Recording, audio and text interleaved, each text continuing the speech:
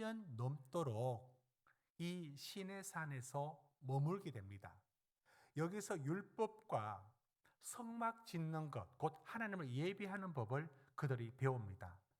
그리고 1년여 지났을 때 떠나게 될 때가 언제 되느냐면 이게 민수기 10장 11절 12절에 이렇게 나옵니다. 어떻게 나오느냐면 둘째 해 둘째 달 스무 날에, 그러니까 2년 2월 20일에 출애굽한지 말입니다. 그때 이제 구름이 정그의 성막에 떠오르서 출발했죠.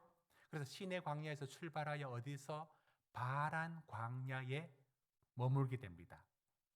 이 바란 광야에 머물렀을 때에 그들이 무슨 일을 계획을 하게 되느냐, 오늘 읽었던 19절을 계획하게 됩니다. 자, 우리 19절을 같이 읽어봅시다. 시작. 우리 하나님 여호와께서 우리에게 명령하신 대로 우리가 호렙산을 떠나 너희가 보았던 그 크고 두려운 광야를 지나 아모리 족속의 산지길로 가데스 바네아에 이른 때에, 자, 그러니까 가데스 바네아에 도착했을 때 일어난 일을 얘기하는데, 여러분, 이게 그들이 이 광야를 다 지나고 곧 가나안에 들어가기 전에 정탐한 게 아니고 민수기 13장에 나오듯이 바로 이때입니다. 그러니까 출애굽하고 석 달 만에 시내산에서 1년 훨씬 넘도록 2년 가까이 머물죠. 거기서 율법을 받았죠. 거기서 성막에 대한 하나님을 예배하는 법을 배웠죠. 그리고 출발한 것이 민수기 10장에서 출발한 게 2년 2월 20일 둘째 해 둘째 달 스무날에 출발해서 며칠 가서 가데스 바네아에 이르렀을 때, 그러면 대충 출애굽한 지 2년 되었을 때 말이에요. 이때 정탐꾼을 보내어서 뭐라고 하느냐면 우리가 들어갈 땅이 괜찮은지 한번 살펴보자, 이렇게 했던 겁니다. 자, 그 일이 있었습니다. 자, 그 일이 있었는데 지금 결론적으로 먼저 말씀을 드리면 그 일 때문에 어떤 일이 벌어지느냐면 40일 동안, 여러분 여기 이제 우리가 방금 읽었던 것처럼 40일 동안 정탐을 다닙니다. 근데 정탐을 다 다니고 와서는 그들이 약속의 땅에 들어가지 않으려고 합니다.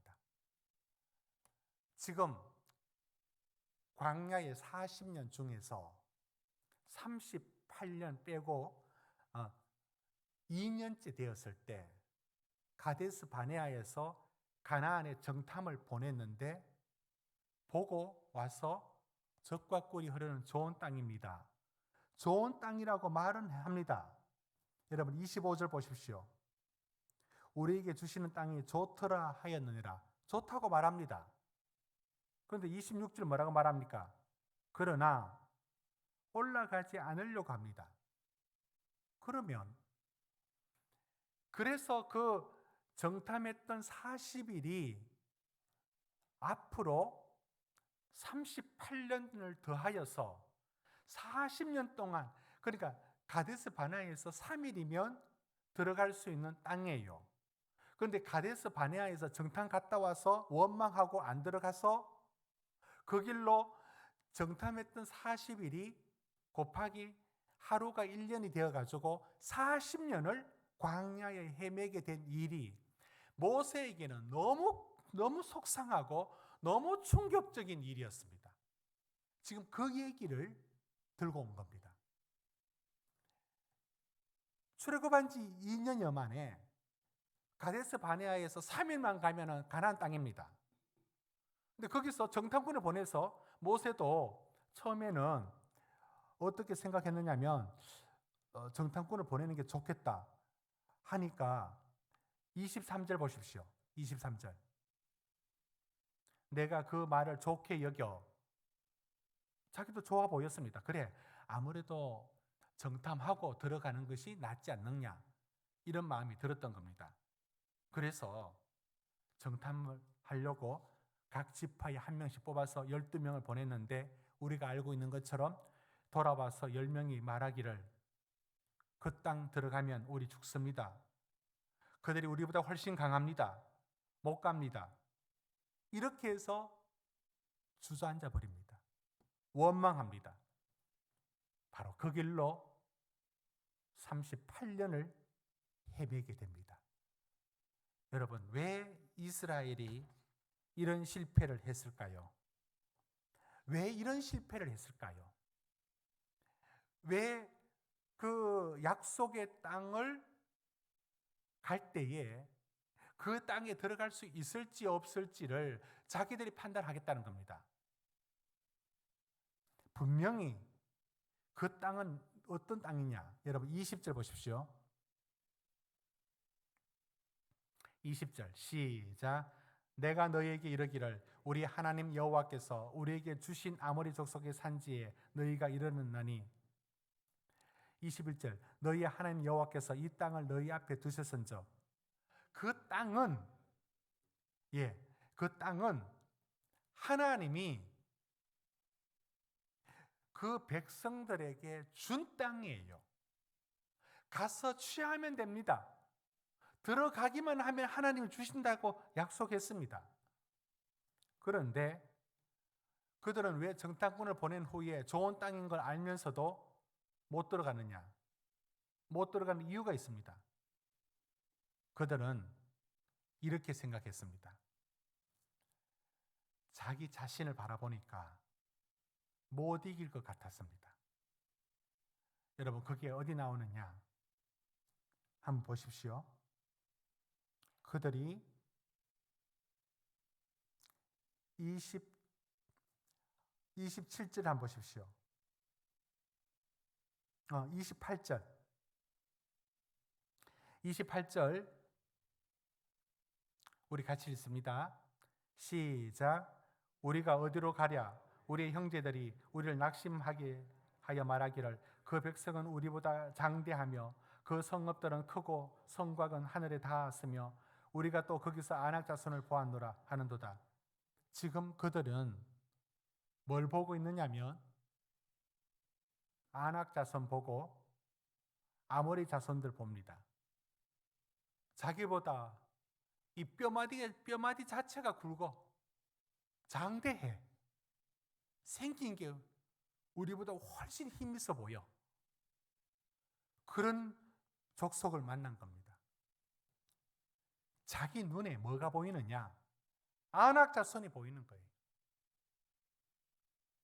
민수기에 뭐라고 되어 있느냐면 우리는 그들에 비하면 메뚜기와 같다라고 말합니다.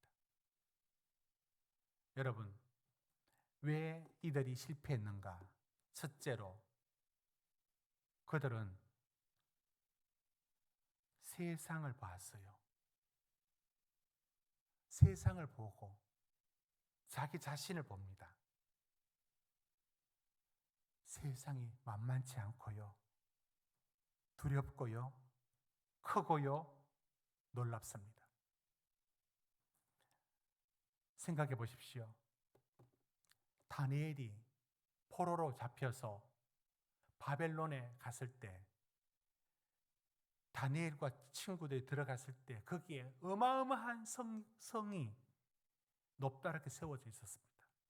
아슈타르라고 하는 그 전쟁의 신들의 사자 모양으로 벽화가 그려져 있는 그 높은 건물을 보면서 다니엘과 친구들은 어떤 마음이 들었느냐면, 야, 우리가 어떻게 여기 이길 수 있겠어? 우리 하나님이 어떻게 이 나라를 이길 수 있겠어? 얼마나 기가 죽겠어요? 그런데 다니엘이 그들의 성읍과 그들의 문화의 뛰어남을 보고 기가 죽지 않죠. 그런데 여기서 그들은 뭘 보느냐면 아낙 그인 자손들을 봅니다. 여러분, 우리가 세상 바라보면 세상은 항상 우리보다 더 강하게 보입니다. 남들은 쉬워 보이는지 몰라도 세상은 너무 크고 그들이 아낙 자손 본 것처럼 못 이길 것 같고 못 따라갈 것 같아 보입니다. 여러분, 바로 우리가 보는 것이 세상만 바라보면, 여러분, 다윗이 골리앗을 볼 때에 사무엘상 17장에 이것만 봤다면 어떻게 됐을까요? 골리앗을 이렇게 묘사합니다. 사무엘상 17장 말씀 띄워보세요. 이렇게 되어 있습니다. 그가 골리앗인데 키가 6규빗, 한 규빗이 45, 잡고 곱하기 6 해보십시오. 그 다음에 머리에는 노투구, 몸에는 갑옷 같은 거, 그래서 화살이 창이 들어갈 수 없도록 비늘 모양으로 된 거. 그 갑옷 무게가 5,000세겔이라 하니까 자기는 들지도 못할 겁니다. 6절에 다리에는 각반. 각반은 옛날에 여러분들이 교련이라는 과목이 있었습니까? 군사훈련을 고등학교 시절에 배우는 교련이라는 과목에서 그 교련복을 입을 때 또 군인들이 앞에 이 정아리 부분에서 차는 것, 각반. 그러니까 어디 찌를 데도 없어요. 어깨에는 놋단창을 메었더라. 이게 다윗이 골리앗을 본 모습이에요. 여기에 무슨 용기가 나겠습니까? 무슨 힘이 나겠습니까? 그렇습니다. 우리가 세상 바라보면 이렇게 기가 죽습니다. 그러나 다윗이 그거 바라보지 않고 여호와 하나님이 만군의 여호와 하나님을 욕되게 하는구나 하면서 하나님을 바라보죠. 자, 보십시오. 그들은 왜 가데스 바네아에서 정탐을 40일이나 가나안을 다 정탐을 하고는, 정탐하고서는 왜 이렇게 원망하고 불평합니까? 그들은 자기 자신과 그 세상이라는 안악 자손을만 본 겁니다.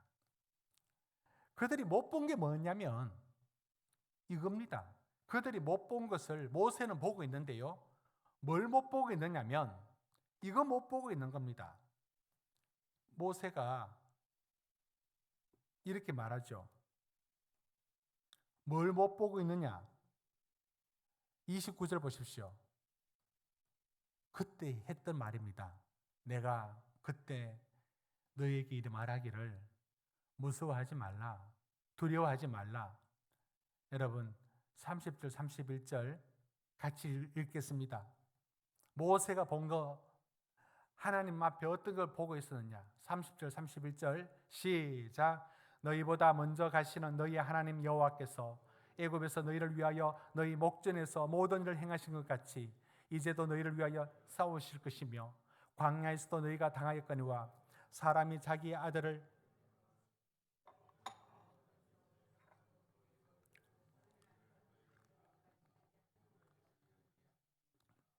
아멘.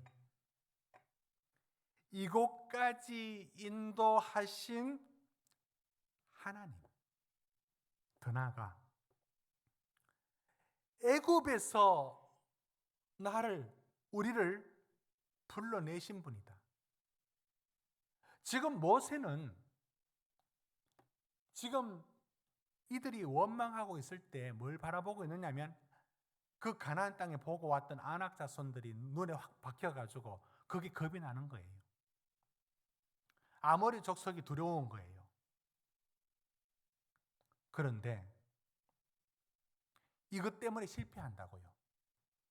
그런데 모세가 보고 있는 게 뭐냐면 하나님이 우리를 여기까지 인도했지 않느냐. 여러분 31절 보십시오. 여기까지 인도했지 않느냐? 어떻게? 30절 보십시오. 애굽에서 우리를 위하여 행하신 게 뭐냐? 10가지 재앙을 내렸죠. 홍해를 가르셨죠. 뒤따라오는 애굽 군대를 수상시켰죠. 당시에 최고의 강대국이었던 애굽을 이겨내고 어떻게 우리가 여기 나올 수 있었는가? 이게 우리 힘으로 여기까지 나왔는가? 아니다. 하나님이 여기까지 인도하셨다. 31절 보십시오. 광야에서 한 2년 지났던 광야를 말합니다. 그때 이 광야가 어떤 광야였느냐면 19절에 이렇게 말합니다. 그 크고 두려운 광야. 여러분 200만 명이 거기서 뭘 먹고 어떻게 하루를 살 수 있습니까? 여러분 광야에서 한두 사람 캠핑 간 것도 아니고 200만 명이 갔다고요. 하루 소 잡아 먹었습니까? 그럼 둘째 날은 뭐 하죠?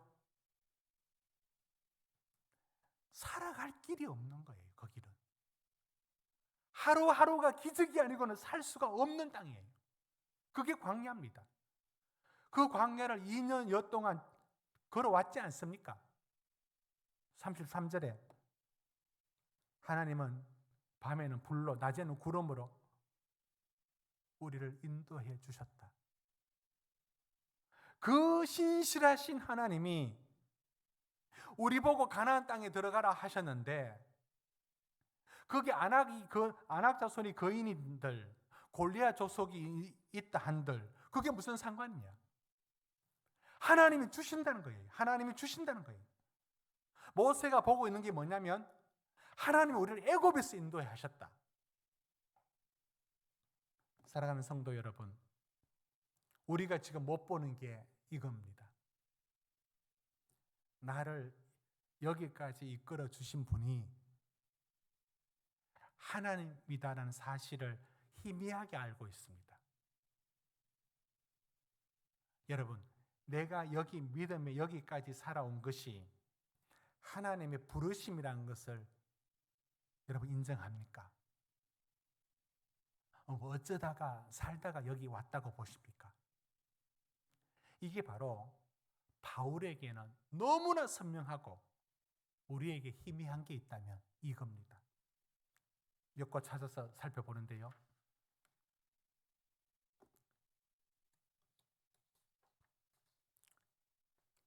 로마서 1장 1절에 바울이 하는 말을 한번 들어보십시오. 나는 사도로 부르심을 받았다. 부르심을 받았다. 고린도전서 1장 1절 예수 그리스도의 사도로 부르심을 받았다.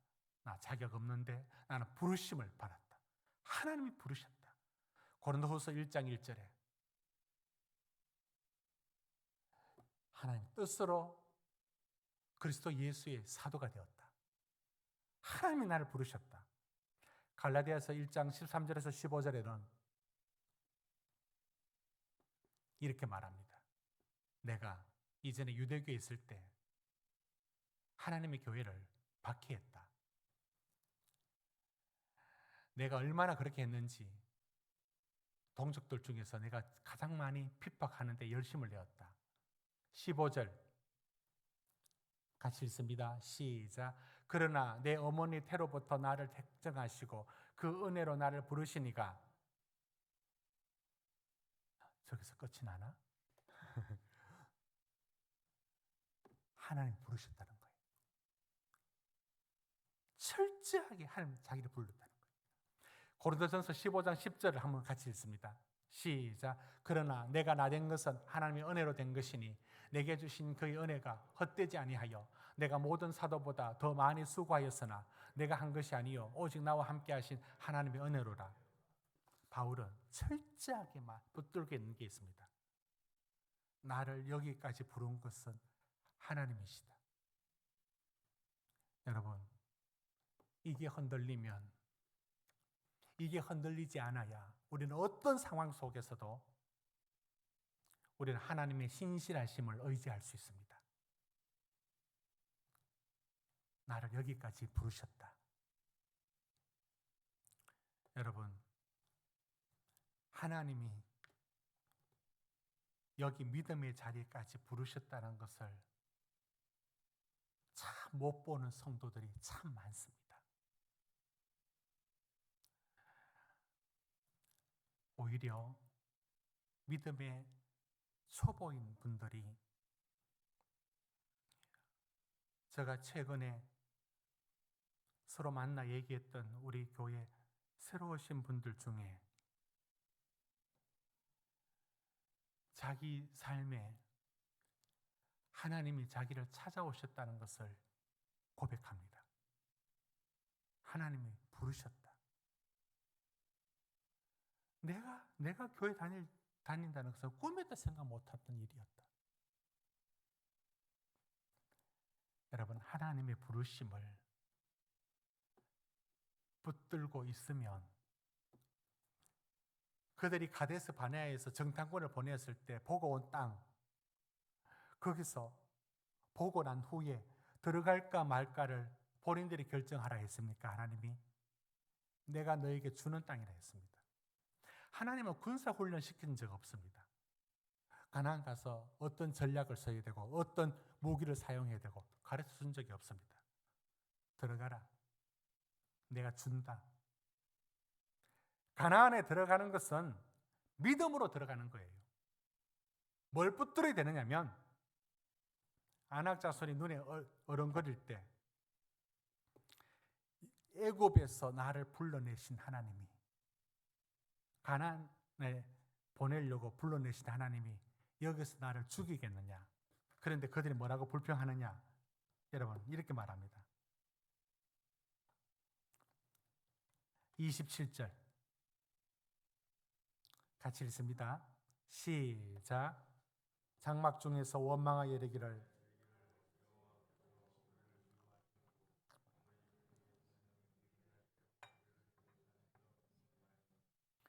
여러분, 이게 인간입니다. 무슨 말을 하느냐면, 하나님이 여기서 우리 죽이려고 불러냈다는 거예요. 그럼 하나님이 400년 노예에 있던 그들을 10가지 재앙으로 이끌어내가지고 홍해를 물이 벽을 이루듯이 해서 이끌어내서, 하나님 그들을 심판하려고 죽이려면 애굽에서 죽이지, 그럼 여기까지 데리고 와서는 여기서 죽이겠다는 거예요? 무슨 그런 하나님이 있어요. 그런데 그들이 말합니다. 여호와께서 우리를 미워하심으로. 여러분, 이 표현이 너무 노골적이라 그렇지 우리도 이런 생각 같습니다. 우리도 어려운 일 겪으면 하나님 우리 날 버리시는 모양이다.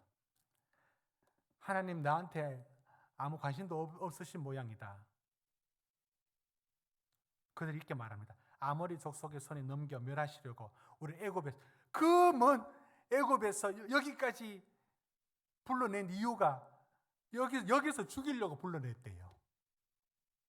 이 말도 안 되는 이야기를 우리가 하고 산다니까요. 여러분, 27절이 우리 입에서 자주 나오는 말이라고요. 하는 것마다 안 된다고. 하나님 날 미워하신다고. 아이고, 포기하고 살지 뭐. 그 한숨 속에 하나님이 여기까지 인도하신 그 뜻을 하나도 보지 못하는 거예요. 오히려 우리 죽이려고 애굽에서 불러냈대요.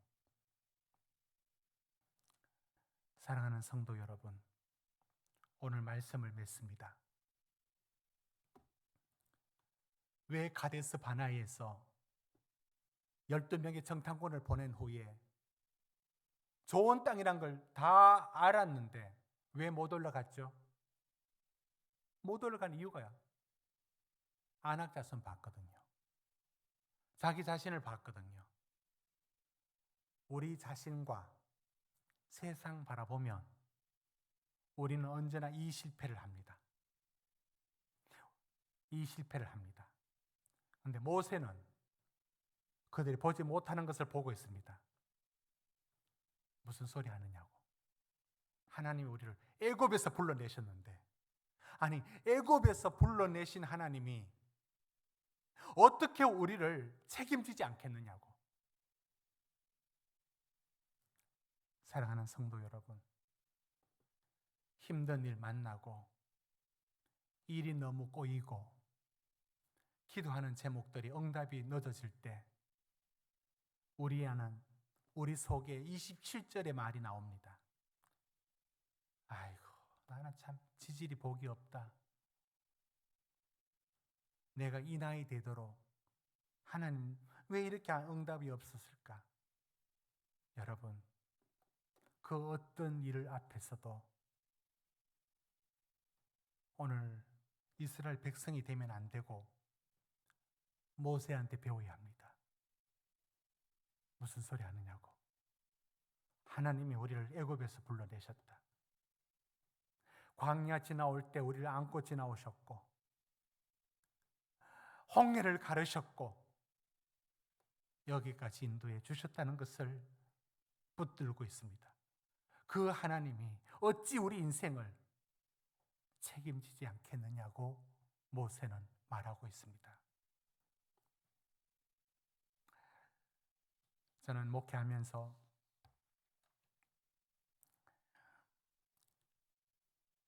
목회에 가장 어떤 일이 힘이 드는 일인가를 배워갑니다. 그건 어떤 일도 아니라 성도들의 삶이 변화가 너무 더딘 겁니다. 그러면 이렇게 생각했습니다. 그래, 1년에 주일날 50 몇 번을 설교하고 내 입장에서는 주일에 3번씩 설교하고 새벽에 설교하고 수요일 설교하고 이만큼 하지만 성도들은 거의 변화가 일어나지 않는 느낌을 받을 때가 많습니다. 오히려 연수가 오래된 성도들일수록 그 어떤 말도 아무런 영향력이 없는 듯한 마음이 들 때 저는 그게 가장 힘들어지는 순간입니다.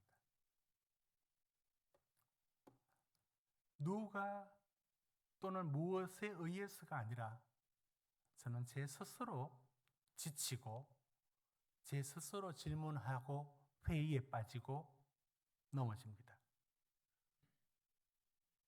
저는 저 자신과 때로는 사람의 모습의 성도들을 볼 때에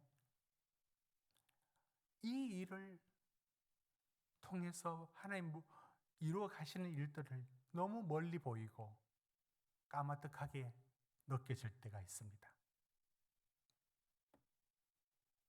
그런데 이런 저를 다시 추스리며 일어서게 하는 것은 하나님께서 저를 이 자리에 세우는 한 제가 서 있을 수 있습니다. 하나님이 너 이제 그만해 라는 그 순간에는 제가 하고 싶어 아무리 달려들어도 못할 겁니다. 제가 이 자리에 있는 것은 제가 부인할 수 없는 한 가지가 있습니다. 제가 어떤 잘하고 못하는 걸 넘어서서 하나님이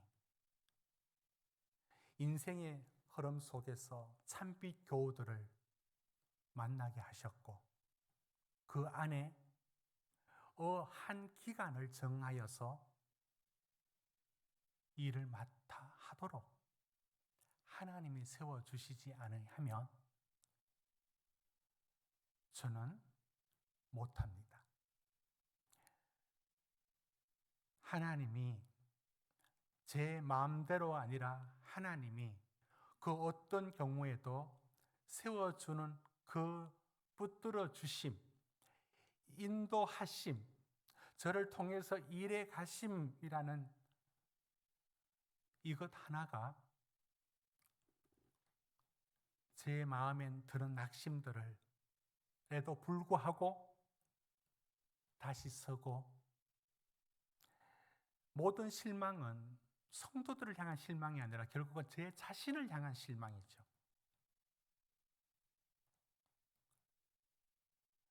여러분도 한번 생각해 보십시오. 어떤 말씀을, 어떤 열정을 다하여 아무리 해도 인간의 본질 하나도 바뀌지 않는 이 계란을 두고 벽을 몇 번 던지면 여러분은 실망하고 좌절할 것 같습니까? 저는 계란 두고 바위 치는 일의 느낌을 제 삶의 많은 걸 상당히 많이 느끼고 살아갑니다. 그럼에도 불구하고 오늘 제가 제 자신을 지탱시키고 붙들고 가는 이유는 이스라엘을 애굽에서 불러내신 하나님, 광야에서 인도하신 하나님, 그 신실하신 하나님이